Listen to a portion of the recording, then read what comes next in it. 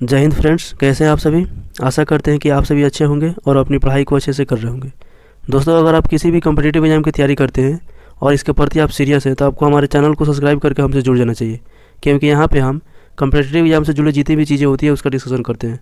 तो चलिए, इस वीडियो में हम लोग इतिहास NCERT सार संग्रह महेश वर्णवाल का इसमें हिस्ट्री सब्जेक्ट को हम लोग डिस्कशन कर रहे हैं।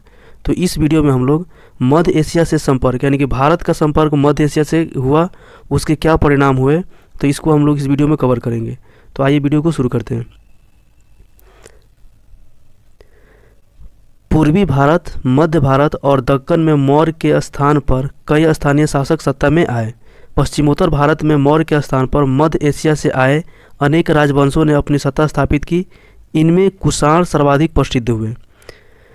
शुंग इतिहास के प्रसिद्ध स्रोत, तो जो शुंग इतिहास के प्रति ये प्रसिद्ध जो स्रोत है उसमें है साहित्य, अभिलेख और सिक्का। तो साहित्य में है गार्गी संहिता, महाभाष्य, दिव्यवदान, मालविकमित्रम जो कालिदास ने लिखा था, और हर्षचरित। अभिलेख में है अयोध्या, विदिशा, और सिक्के में है कौशाम्बी के सिक्के अयोध्या के, और अहिछत्रक और मथुरा। शुंग वंश इसमें बहुत ही फेमस है। तो सबसे पहले हम लोग शुंग वंश को देखते हैं। शुंग वंश जिसका जो शासनकाल रहा है 187 से 75 ईसा पूर्व रहा है। शुंग वंश की स्थापना पुष्यमित्र शुंग संस्थापक शुंग था, जिसने सफल विद्रोह के द्वारा अंतिम मौर्य शासक बृहद्रथ की हत्या कर इस वंश की नींव डाली थी। बाणभट्ट के हर्षचरित से मौर्य सम्राट बृहद्रथ की सेनापति पुष्यमित्र शुंग द्वारा हत्या की मिलती है। दिव्यवदान पुष्यमित्र शुंग को मौर्य वंश से संबंध मानता है। कालिदास शुंगों को बैम्बिक वंश का ब्राह्मण मानते हैं। घनदेव का अयोध्या अभिलेख पुष्यमित्र शुंग द्वारा 2 अश्वमेध यज्ञ करवाने की जानकारी देता है।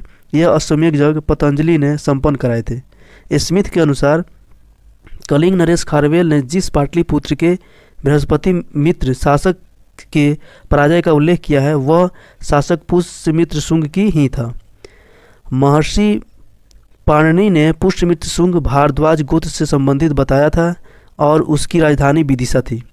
मालविकामित्रम के अनुसार पुष्यमित्र शुंग ने विदर्भ के राजा यज्ञसेन को पराजित किया था। पुष्यमित्र ने सेनानी की उपाधि धारण की। दिव्यवदान एवं आर्यमंजुष श्री मुल्कम में पुष्यमित्र शुंग द्वारा बौद्धों के उत्पीड़न का उल्लेख है, किंतु पुष्यमित्र शुंग ने भरौत का स्तूप बनवाया तथा सांची के स्तूप के चारों ओर चहार दीवारी का निर्माण कराया। शुंग काल में संस्कृत भाषा का पुनरुत्थान हुआ। इसके उत्थान में महर्षि पतंजलि का विशेष योगदान था, और जो महर्षि पतंजलि थे इन्होंने संस्कृत भाषा में बहुत ही अच्छा काम किया था। पुराणों के अनुसार पुष्यमित्र शुंग ने 36 वर्ष तक शासन किया। उसके बाद है अग्निमित्र, यानी कि जो अगला शासन हुआ वो अग्निमित्र हुआ। तो पुष्यमित्र शुंग के पश्चात उसका पुत्र अग्निमित्र शासक हुआ। कालिदास के सुप्रसिद्ध काव्य मालविकागित्रम का मुख्य नायक अग्निमित्र है। इसमें मालविका और अग्निमित्र की प्रेम कहानी वर्णित है। मालविकामित्रम में अग्निमित्र के आमत्य परिषद का उल्लेख मिलता है। अग्निमित्र के उत्तराधिकारी, तो अग्निमित्र के पश्चात उसका पुत्र सुज्येष्ठ शासक हुआ। उसके सिक्के पर उसका नाम जेठ मित्र है। मालविकामित्रम एवं गार्गी संहिता के से यवन आक्रमण की जानकारी मिलती है, जिसे पुष्यमित्र शुंग के पौत्र एवं अग्निमित्र के पुत्र ने धाराशाही किया। सुज्येष्ठ के बाद वसुमित्र शासक हुआ, जिसकी हत्या कौशल के मूलदेव ने कर दी। अगला शासक वज्रमित्र हुआ, जिसका शासनकाल महत्वहीन था। वज्रमित्र का उत्तराधिकारी भागभद्र था। भागभद्र के दरबार में ग्रीक शासक एंटियालिटिकस का राजदूत हेलियोडोरस रहता था। भागवत धर्म से प्रभावित होकर हेलियोडोरस ने बेसनगर नामक स्थान में वासुदेव के सम्मान में एक गरुड़ स्तंभ की स्थापना की, जिस पर दंभ यानी कि आत्मनिग्रह, छाया यानी त्याग एवं अप्रमाद यानी सतर्कता के 3 शब्द अंकित थे। अंतिम शुंग शासक देवभूति था, जिससे उसके ब्राह्मण मंत्री वासुदेव ने हत्या कर दी और सत्ता पर अधिकार कर कर्ण वंश की स्थापना की। अगला है कर्ण वंश, जिसका शासनकाल 75 से 30 ईसा पूर्व तक रहा। वसुदेव ने 75 ईसा पूर्व में कर्ण वंश की स्थापना की। इस वंश में केवल 4 शासक हुए, वसुदेव, भूमिमित्र, नारायण और सुशर्मन।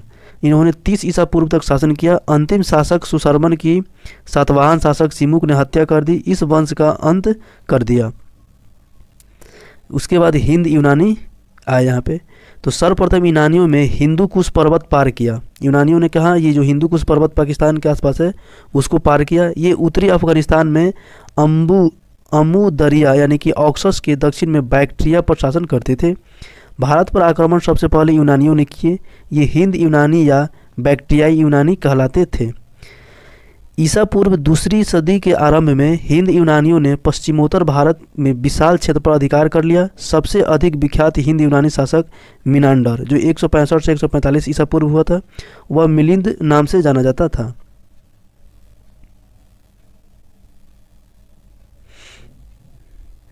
उसके बाद है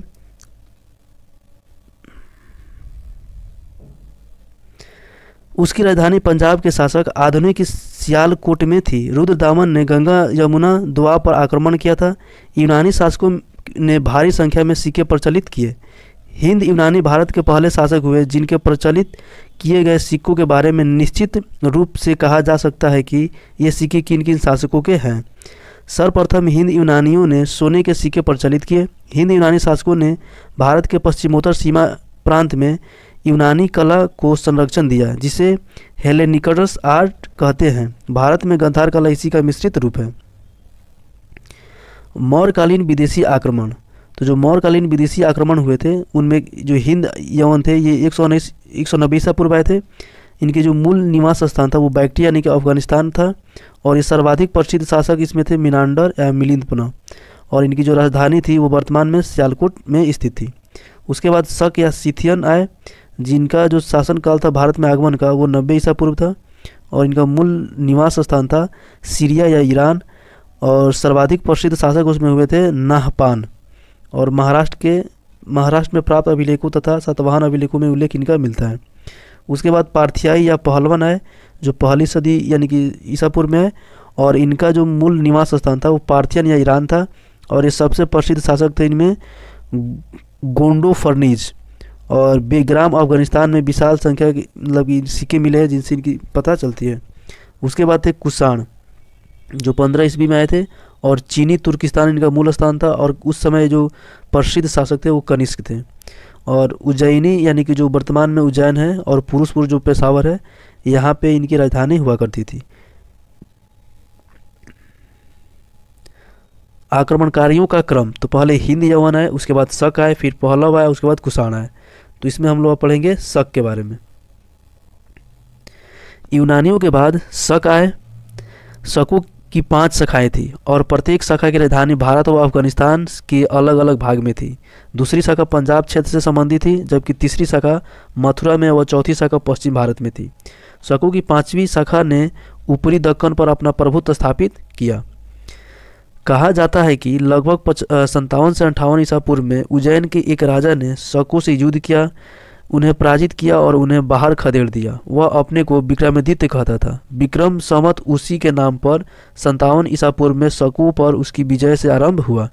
शक सिथियन नाम से जाने जाते हैं तथा भारत में शक क्षत्रप कहलाते थे। उसके बाद रुद्रदामन।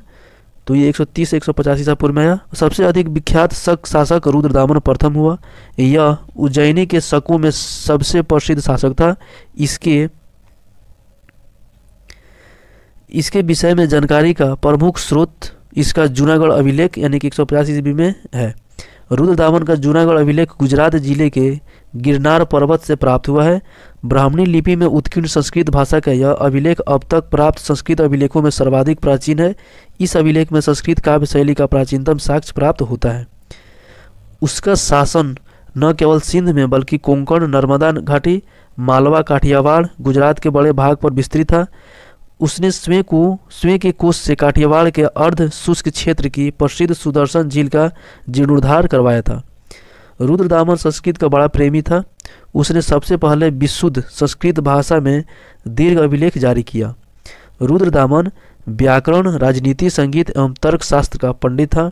मालवा के शकों में अंतिम शक शासक रुद्र सिंह तृतीय था जिसे गुप्त शासक चंद्रगुप्त विक्रमादित्य ने मारकर प्रथम बार मालवा के क्षेत्र में व्याघ्र शैली एवं चांदी के सिक्के चलवाए। उसके बाद है हिंद पार्थियाई या पहलव शासक। तो शकों के आधिपत्य के बाद पार्थियाई लोगों का आधिपत्य हुआ। संस्कृत ग्रंथों में इन दोनों वंशों का एक साथ उल्लेख शक पहलव के रूप में मिलता है। पार्थियाई लोगों का मूल निवास स्थान ईरान था, यहीं से वे लोग भारत आए थे। सबसे प्रसिद्ध पार्थियाई शासक गोंडोफर्निज हुआ। उसके शासनकाल में सेंट टॉमस ईसाई धर्म का प्रचार करने के लिए भारत आया था। भारत का प्रथम पार्थियन शासक माउस था। उसका उल्लेख खरोष्टी लिपि में मोय नाम से मिलता है। भारत में पार्थियन साम्राज्य का वास्तविक संस्थापक मिथ्रेडेटस I था। उसके बाद है गोंडोफर्निज जो 20 से 41 ईस्वी में इसका शासनकाल रहा है। तो गोंडोफर्निज के शासनकाल का एक अभिलेख तख्त ए बही या पेशावर से प्राप्त हुआ है। खरोष्टी लिपि में उत्कीर्ण तख्त ए बही अभिलेख में इसे गुदवहर कहा गया है। फारसी में इसका नाम बिंदफर्ण है। बाद में वह दक्षिण भारत चला गया तथा तमिलनाडु में उसकी मृत्यु हो गई। इस प्रकार ईसाई धर्म भारत में पहली सदी में आ गया था। उसके बाद है कुषाण शासक। तो पार्थियाइयों के बाद कुषाणों का शासन स्थापित हुआ जो यूची कहलाते थे। यूची नामक एक कबीला था जो 5 कुलों में बट गया था। कुषाण उन्हीं कुलों में से एक थे। उनका साम्राज्य अमू दरिया से गंगा तक, मध्य एशिया में खुरासान से उत्तर प्रदेश के वाराणसी तक फैला हुआ था। कुषाणों ने पूर्व सोवियत गणराज्य में शामिल मध्य एशिया का बड़ा भाग, ईरान का हिस्सा, अफगानिस्तान और लगभग संपूर्ण उत्तर भारत में भूभागों को अपने शासन के अधीन कर लिया था। आरंभिक कुषाण शासकों ने बड़ी संख्या में स्वर्ण मुद्राओं को जारी किया। उनकी स्वर्ण मुद्राएं धातु की शुद्धता में गुप्त शासकों की स्वर्ण मुद्राओं से उत्कृष्ट है। कुषाणों को सर्वाधिक ताम्र सिक्के चलाने का श्रेय प्राप्त है। मथुरा में कुषाणों के सिक्के, अभिलेख, संरचनाएं और मूर्तियां मिली है। उनसे प्रकट होता है कि मथुरा भारत में कुषाणों की द्वितीय राजधानी थी। कुषाणों की पहली राजधानी आधुनिक पाकिस्तान में अवस्थित फिरोजपुर या पेशावर थी।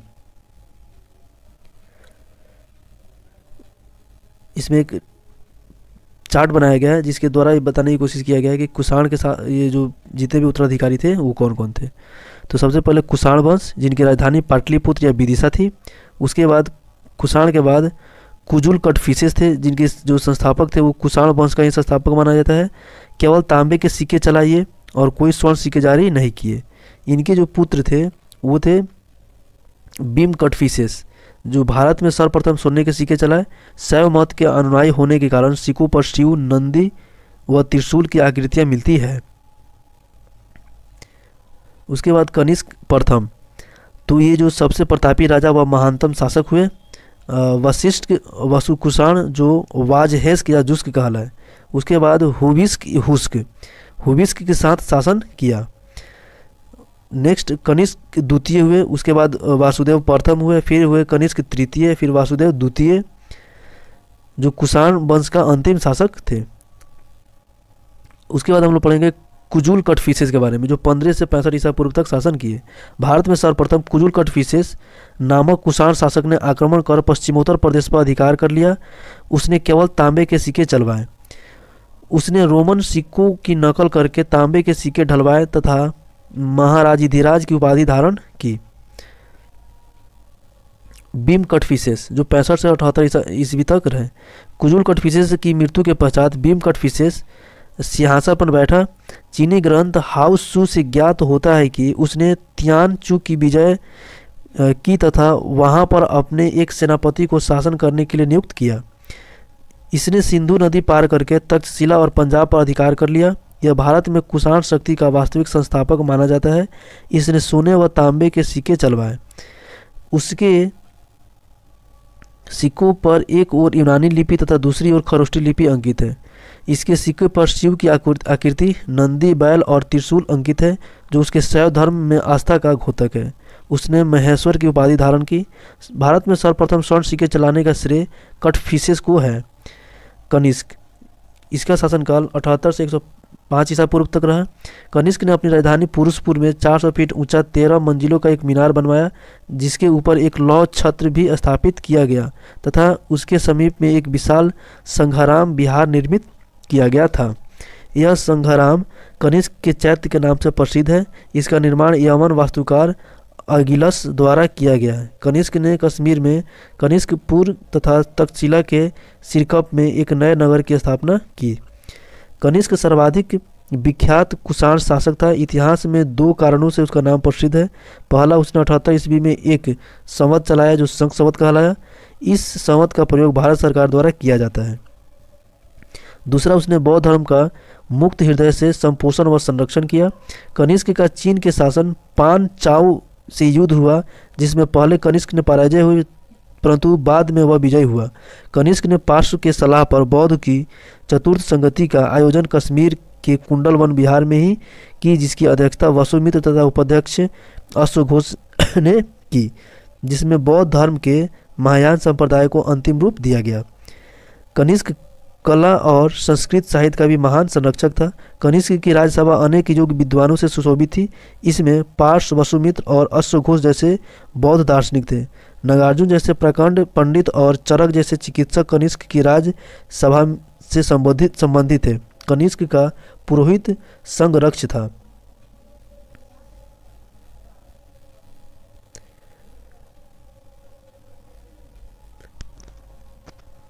मध्य एशिया से संपर्क के प्रभाव, यानी ये जितने भी शासक को हम लोग पढ़े हैं वो सब मध्य एशिया के थे जिन्होंने भारत में आया और यहाँ पे शासन किया। अब इनके शासन के फलस्वरूप क्या क्या प्रभाव पड़े उसको हम लोग देखेंगे। तो भवन एवं मृद भांड, तो शक कुषाण में भवन निर्माण के कार्य में उल्लेखनीय प्रगति हुई। पक्की ईंटों का प्रयोग फर्श बनाने में किया गया। खपड़ैल यानी कि टाइल्सों का प्रयोग फर्श और छत दोनों में किया गया। कुषाण काल का प्रमुख मृद भांड लाल बर्तन है जो सफ़ेद और पॉलिशदार है तथा बनावट में मध्यम से उत्तम तक है। इसके अतिरिक्त फुहारों और टोटियों वाले पात्र असाधारण हैं। इस काल के प्रमुख विशेषता ईंटों के कुओं का निर्माण है। उत्कृष्ट अश्वरोही सेना, उन्होंने बड़े पैमाने पर उत्तम अश्वरोही सेना और अश्वरोहण की परंपरा चलाई। उन्होंने लगाम और जीन का प्रयोग प्रचलित किया। जीन यानी जिसपे पैर रख के घोड़े पे चढ़ा जाता है। शक और कुषाण विलक्षण अश्वरोह थे। अफगानिस्तान के बेगराम में कुषाण काल की पक्की मिट्टी की घुड़सवारों की मूर्तियां मिली है, जिसमें घुड़सवारी में उनकी गहरी रुचि प्रदर्शित होती है। वे रस्सी से एक प्रकार का अंगूठा रकाब लगाते थे जिससे उन्हें घुड़सवारी में सुविधा होती थी। शकों और कुषाणों ने पगड़ी, ट्यूनिक यानी कि कुर्ती, पजामा और भारी लंबे कोट चलाए। मध्य एशिया में लोगों ने यहाँ टोपी, शीर्षस्त्रण और बूट चलाए जिसका प्रयोग योद्धा लोग करते थे। व्यापार एवं खेती में क्या बदलाव आया? तो भारत को मध्य एशिया के अल्लाई पहाड़ों से प्रचुर मात्रा में सोना प्राप्त हुआ। कुषाणों ने रेशम के उस प्रख्यात मार्ग पर नियंत्रण कर लिया जो चीन से प्रारंभ होकर कुषाण साम्राज्य में शामिल मध्य एशिया एवं अफगानिस्तान से गुजरते हुए ईरान जाता था तथा यह मार्ग पूर्वी भूमध्य सागरीय अंचल में रोमन साम्राज्य के अधीन पश्चिम एशिया में भी जाता था।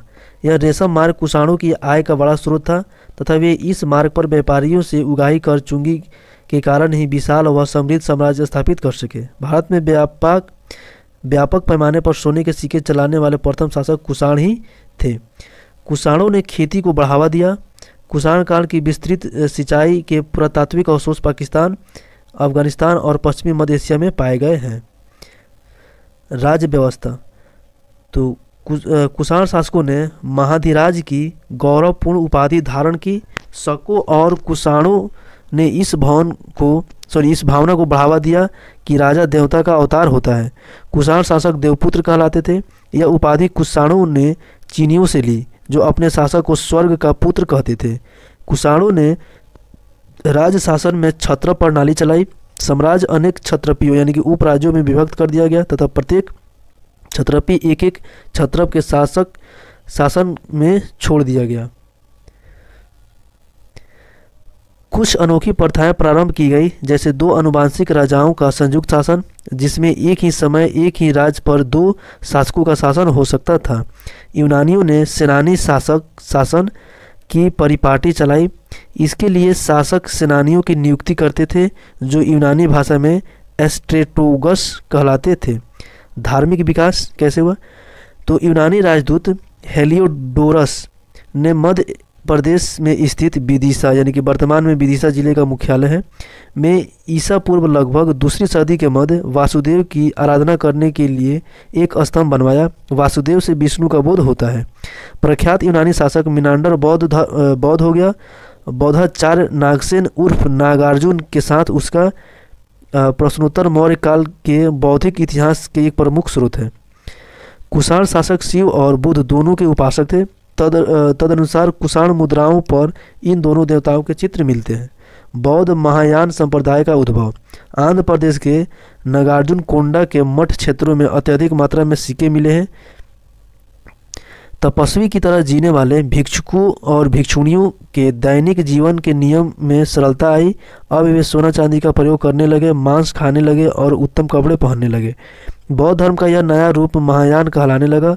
बौद्ध धर्म में मूर्ति पूजा का आरंभ होने से मूर्ति पूजा ब्राह्मण समुदायों में भी मानने लगे। महायान का उदय होने से बौद्ध धर्म का पुराना शुद्धचारी संप्रदाय हीनयान कहलाने लगा। कनिष्क महायान का महान संरक्षण हो गया। कला की गंधार और मथुरा शैली। कुषाण साम्राज्य ने भिन्न शैलियों के प्रशिक्षित राजमिस्त्रियों और अन्य कारीगरों को एकत्र किया। इससे कला की नई शैलियाँ विकसित हुई, जैसे गंधार और मथुरा शैली। मथुरा कला में सर्वप्रथम संरक्षक कुषाण थे, जबकि गंधार कला के संरक्षक शक और कुषाण दोनों थे। गंधार कला यथार्थवादी जबकि मथुरा कला आदर्शवादी है। भारत के पश्चिमोत्तर सीमा प्रांत गंधार का मध्य एशियाई और रोमन शिल्पकारों के साथ संपर्क हुआ। इससे मूर्ति कला की नई शैली का उदय हुआ, जिससे बुद्ध की प्रतिमाएं भारत और रोम की मिश्रित शैली में बनाई गई। बुद्ध के बाद यूनान रोम कला शैली में बनाए गए। गंधार कला का प्रभाव मथुरा में भी पहुंचा, हालांकि यह मूलतः देसी कला का केंद्र था। मथुरा में बुद्ध की अद्भुत प्रतिमाएं बनी, परंतु इस जगह की ख्याति कनिष्क की शिरोहीन खड़ी मूर्ति को लेकर है, जिसके निचले भाग में कनिष्क का नाम उत्कीर्ण है। मूर्ति कला की मथुरा शैली ईस्वी सन की आरंभिक सदियों में विकसित हुई तथा इसकी लाल बलुआ पत्थर की मूर्तियां मथुरा के बाहर भी प्राप्त होती है।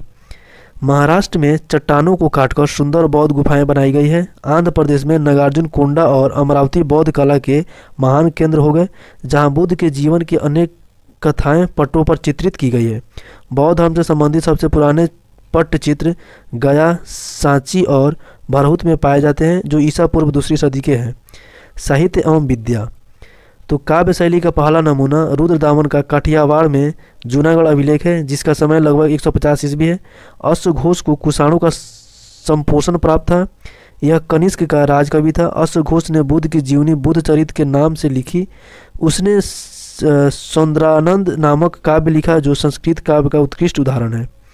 यूनानियों ने पर्दे का प्रचलन आरंभ कर भारतीय नाट्य कला के विकास में योगदान दिया। चूँकि पर्दा यूनानियों की देन थी, इसलिए यह यवनिका के नाम से जाना जाता था। वात्स्यायन का कामसूत्र धार्मिकोत्तर साहित्य का सबसे अच्छा उदाहरण है। यह रति शास्त्र और काम शास्त्र की प्राचीनतम पुस्तक है, जिसमें रति और प्रीति का विवेचन किया गया है। चरक संहिता तथा भरत मुनि का नाट्यशास्त्र इसी काल में लिखा गया है। दूसरी सदी में पतंजलि ने महाभाष्य की रचना की है। नागार्जुन कनिष्क की राजसभा में थे। नागार्जुन ने प्रज्ञा पारमिता की रचना की, जिसमें शून्यवाद सापेक्षवाद का प्रतिपादन किया गया है। विज्ञान एवं प्रौद्योगिकी। मौर्योत्तर काल में यूनानियों के संपर्क में खगोल और ज्योतिष शास्त्र में प्रगति हुई। संस्कृत ग्रंथों में हमें ग्रह नक्षत्रों के संचार संबंधी अनेक यूनानी शब्द मिले हैं। यूनानी शब्द होरोस्कोप संस्कृत में होरुस शास्त्र को हो गया, जिसका अर्थ संस्कृत में फलित ज्योतिष शास्त्र होता है। यूनानी शब्द द्रकम भारत में द्रव्य हो गया। यूनानी शासकों ने ब्राह्मणी लिपि चलाई तथा अपने सिक्कों पर कई भारतीय रूपांक चलाए। कुत्ते, मवेशी, मसाले और हाथी दांत की वस्तुएं यूनानी लोग यहाँ से बाहर भेजते थे। चरक संहिता में उन अनगिनत वनस्पतियों के नाम हैं जिनसे रोगों की चिकित्सा के लिए दवाइयाँ बनाई जाती थी। रोगों के इलाज में प्राचीन भारतीय वैद्य लोग मुख्यतः पौधे पर ही निर्भर थे। उन्हें संस्कृत में औषधि कहते हैं तथा इससे बनी दवा औषधि कहलाती है। चमड़े के जूते बनाने का प्रचलन भारत में संभवतः इसी काल में आरंभ हुआ। भारत में प्रचलित तांबे के कुषाणकालीन सिक्के रोमन सिक्कों की नकल थे। इसी प्रकार भारत में कुषाणों ने जो सोने के सिक्के ढलवाए वे रोमन स्वर्ण मुद्राओं की नकल थी। सन 27 से 28 ईस्वी में रोमन अगस्टस और सन 110 से 120 ईस्वी में रोमन सम्राट ट्रांजन के दरबार में भारत से राजदूत भेजे गए थे। इस काल में शीशे के काम पर विदेशी तकनीकों और तरीकों का विशेष रूप से प्रभाव पड़ा। उसके बाद मौर्योत्तर युग शिल्प, व्यापार और नगर पर क्या प्रभाव पड़ा इस पे हम लोग देखेंगे, जिसमें सबसे पहले था नियोजन। तो शकों, कुषाणों और सातवाहनों का तथा प्रथम तमिल राज्य का युग प्राचीन भारत में शिल्प व वाणिज्य के इतिहास में चरमोत्कर्ष का काल था। दीर्घ निकाय में लगभग 24 प्रकार के व्यवसायों का उल्लेख है। महावस्तु में राजगीर में होने वाले 36 प्रकार के व्यवसायों का उल्लेख है।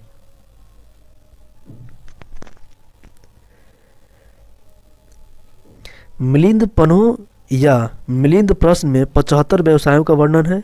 तेलंगाना स्थित करीमनगर में एक गांव में बढ़ई, लोहार, सुनार, कुम्हार आदि अलग अलग टोलों में रहते थे। सोना, चांदी, सीसा, टीन, तांबा, पीतल, लोहा और रत्न के काम वाले 8 शिल्प थे। लोहा बनाने की तकनीक का ज्ञान उत्तम प्रगति हुई। अनेक उत्खनन स्थलों पर कुषाण और सातवाहन कालीन स्तरों में लौह शिल्प की वस्तुएं अधिकाधिक संख्या में प्राप्त हुई। करीमनगर और नालगोंडा जिले में हथियारों के अलावा तराजू की डंडी, मूठ वाले फावड़े, कुल्हाड़ियाँ, हंसिया, फाल, उस्तरा और करछुल आदि लोहे की वस्तुएं मिली है। कपड़ा बनाने, रेशम बुनने और अस्त्रों एवं विलास की वस्तुओं के निर्माण में भी प्रगति हुई है। मथुरा साटक नामक विशेष प्रकार के वस्त्र के निर्माण का बड़ा केंद्र हो गया था। तमिलनाडु में तिरुचिरापल्ली नगर के उपवामंती उवैर में ईंटों के बना रंगाई का हौज प्राप्त हुआ है तथा इसके अलावा अरिकमेड़ू में भी इस प्रकार के हौज मिले हैं। इन क्षेत्रों में करघे पर कपड़ा बुनने का व्यवसाय अधिक प्रचलित था। विलास की वस्तुओं का उत्पादन करने वाले शिल्पों में हाथी दांत का उल्लेखनीय है। सिक्कों की ढलाई महत्वपूर्ण शिल्प थी तथा यह सोने, चांदी, तांबे, कांसे, शीशे और पोटीन के विभिन्न प्रकार के सिक्के बनाने के लिए प्रसिद्ध है। पक्की मिट्टी, जिसे टेराकोटा भी कहा जाता है, की सुंदर मूर्तियां भी बनती थी जो विशाल मात्रा में पाई गई है। ये लगभग सभी कुषाण और सातवाहन स्थलों में पाए गए हैं। मूर्तियां अधिकतर नगर निवासी उच्च वर्गों के लिए बनती थी। शिल्पी आपस में संगठित होते थे तथा उनके संगठन का नाम श्रेणी था। इस काल के शिल्पियों की कम से कम 24-25 श्रेणियां प्रचलित थी। इस काल में सबसे बड़ी आर्थिक प्रक्रिया भारत और पूर्वी रोमन साम्राज्य के मध्य फलता फूलता व्यापार था। आरंभ में यह व्यापार अधिकतर स्थल मार्ग से होता था, परंतु ईसा की पहली सदी से व्यापार मुख्यतः समुद्री मार्ग से होने लगा। ईसा की प्रथम सदी के आरंभ के आसपास मानसून के रहस्य का पता लग गया। फलस्वरूप अब नाविक अरब सागर के पूर्वी तटों से उसके पश्चिमी तटों तक की यात्रा अत्यधिक कम समय में तय कर सकते थे। विदेशी व्यापार। तो रोमन ने सबसे पहले देश के सुदूर दक्षिणी हिस्सों से व्यापार आरंभ किया, इसलिए उनके सबसे पहले के सिक्के तमिल राज्यों में मिले। रोम के लोग मुख्यतः मसालों का आयात करते थे, जिनके लिए दक्षिण भारत प्रसिद्ध था। वे मध्य और दक्षिण भारत से मलमल, मोती, रत्न और माणिक्य के आयात करते थे। लोहे की वस्तुएं, विशेषकर बर्तन, रोमन साम्राज्य में भेजी जाने वाली महत्वपूर्ण वस्तुएं थी। मोती, हाथी दांत, रत्न, पशु की गिनती विलासिता की वस्तुओं में की जाती थी। भारत से सीधे भेजी जाने वाली वस्तुओं के अतिरिक्त कुछ वस्तुएं चीन और मध्य एशिया से भारत आती और फिर रोमन साम्राज्य के पूर्वी भागों में भेजी जाती थी। रोम के लोग भारत में शराब के दोहत्थे, कलश और मिट्टी के अन्य प्रकार के पात्र भेजते थे। ये वस्तुएं पश्चिम बंगाल के तामलुक, पांडिचेरी के निकट के आरिकमेड़ू और दक्षिण भारत के कई स्थानों से खुदाई में मिली है। रोम से भारत आई वस्तुओं में सबसे महत्वपूर्ण ढेर सारे रोमन सिक्के हैं जो प्रायः सोने और चांदी के बने हैं। रोमन लेखक प्लिनी ने 77 ईस्वी में लैटिन में लिखे नेचुरल हिस्ट्री नामक अपने विवरण में दुख प्रकट किया है कि भारत के साथ व्यापार कर रोम अपना स्वर्ण भंडार लुटाता जा रहा है। पश्चिम के लोगों को भारतीय गोल मिर्च इतना प्रिय था कि संस्कृत में गोल मिर्च का नाम ही यवन प्रिय पड़ गया। भारतीय महाद्वीप में पाए गए रोमन सिक्कों और पात्रों की बहुतायत में इसे संदेह नहीं रह जाता कि रोम के साथ व्यापार में भारत का लाभ की स्थिति में थी।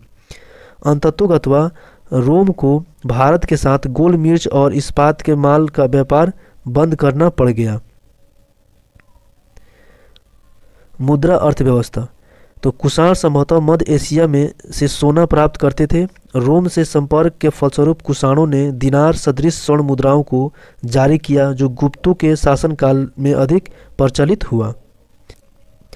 स्वर्ण मुद्राओं का प्रयोग रोजमर्रा के लेन देन में नहीं होता होगा। ये लेन देन शीशे, पोटीन और तांबे के सिक्के में चलते थे। आंध्र के दक्कन में शीशे और पोटीन के सिक्के बड़ी संख्या में जारी किए गए।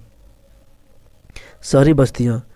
बिहार के अनेक पुरास्थल जैसे चिराद, सोनपुर और बक्सर आदि तथा पूर्वी उत्तर प्रदेश के अनेक पुरास्थल खैराडीह एवं मासून कुषाण काल में समृद्ध थे। उत्तर प्रदेश में इलाहाबाद के निकट श्रृंगवेरपुर, सोहगौरा, भीटा और कौशाम्बी तथा उसके पश्चिम जिलों में अंतरीजी खेड़ा के कई अन्य स्थल कुषाण काल में उन्नति पे थे।